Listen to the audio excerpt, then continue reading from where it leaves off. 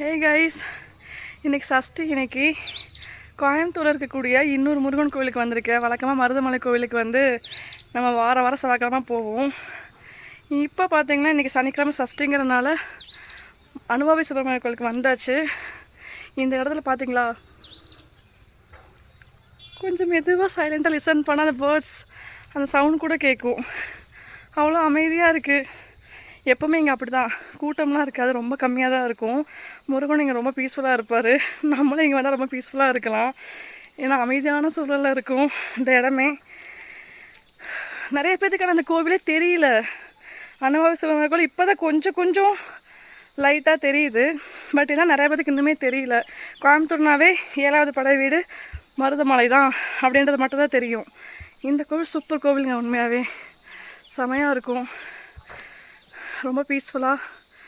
என் பெரிய மயில், சரியான பெரிய மயில், இதை காமிக்கிறேன். இதே சஷ்டிக்கு மருதமலையில் பார்த்தீங்கன்னா இந்நேரம் அவ்வளோ கூட்டம் அப்படி இருக்கும். இன்றைக்கி சஷ்டி. இன்றைக்கி இதே அனுபவி சுப்பிரமணிய கோயிலில் பாருங்கள் எப்படி இருக்குன்னு. பேர்ட்ஸ் வந்து கத்துற சவுண்ட் கூட கேட்குது. அவ்வளோ அமைதியாக இருக்குது. பின்னாடி வந்து மொத்தமே ஒரு 10 காரத்துக்குள்ளே தான், 10 கார் தான் இருக்குது. மொத்தமே 10 கார் தான் இருக்குது. பைக் அங்கே ஒரு 10 பைக் இருக்குது, அவ்வளோதான். எவ்வளோ பீஸ்ஃபுல்லான பிளேஸ் அனுபவி சுப்பிரமணிய கோவில். இங்கே நிறைய யானை வர இடம் தான் இங்கே. சரி, ஓகே,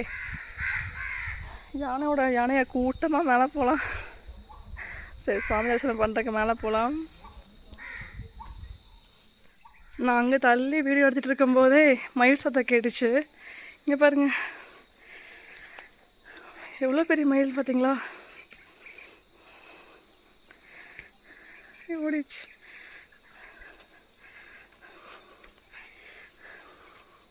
எனக்கு பீகாக்னா ரொம்ப பிடிக்குங்க, அவ்வளோ பிடிக்கும்.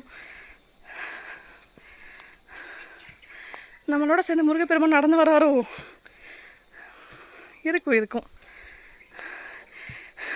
ஆமாம்,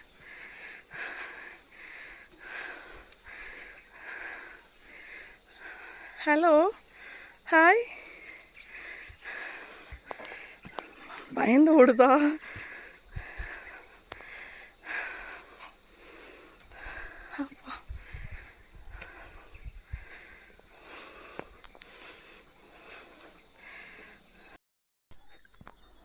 நான் மட்டும் தனியாக உட்காந்துருக்கேன், தனியாக தான் இருக்கேன். இங்கே வந்து படிக்கட்டு ஒரு 500 படிக்கட்டு தான் இருக்குது. 1/2 ஹவருக்குள்ளே ஏறிடலாம். உட்காராமல் நடந்தோன்னா 1/2 ஹவரில் ஏறிடலாம். எப்போ வேணாலும் யானை எங்கே வேணாலும் வரலாம். கொஞ்சம் திக்குன்னு தான் இருக்குது. இங்கே இதுவும் கொஞ்சம் நிறையாவே இருக்கும். ஏன்னா கொஞ்சம் டீப் ஃபாரஸ்ட் தானே, கொஞ்சம் இதுவும் இருக்கும், எல்லாமே இருக்கும். எப்போ என்ன சிறுத்தையா இல்லை வந்து யானையா எது வரும் என்ன வரும்னு ஒன்றுமே தெரியாது. அப்படிப்பட்ட பிளேஸ் தான் இது. எல்லாம் மேலே இருக்கிறவர் பார்த்துப்பார், முருகப்பெருமான் மேலே இருக்கிறவர் பார்த்துப்பார். இங்கே பாருங்கள்,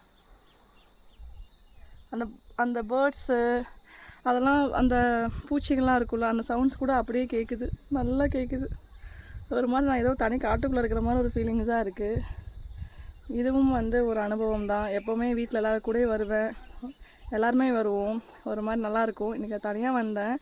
சரி, சில பல சூழ்நிலைகளெல்லாம் பார்க்கணுன்னு அவரை முடிவு பண்ணியாச்சுன்னா அவரை பார்த்தே ஆகணும். அது ஒருத்தவங்க வரல அப்படின்றதுக்காக, வீட்டில் வர முடியல வரலன்ற சூழ்நிலைக்காக அவாய்ட் பண்ணிகிட்டே போகும்போது ஏதோ ரொம்ப தள்ளி போயிட்டே போகுது.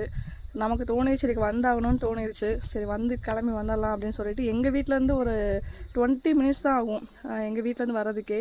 இவ்வளோ பக்கம்தான் இந்த கோவில். எங்கள் வீட்டிலேருந்து ரெண்டுமே சேம் டிஸ்டன்ஸ். மருதமலை போகிறதும் ஒரு 1/2 ஹவர் தான், இங்கே வர்றதும் ஒரு 20 மினிட்ஸ் தான். அதனால் ஆனால் 6 மாதம் 1 இயர்கிட்டே இருக்கும் நான் வந்து.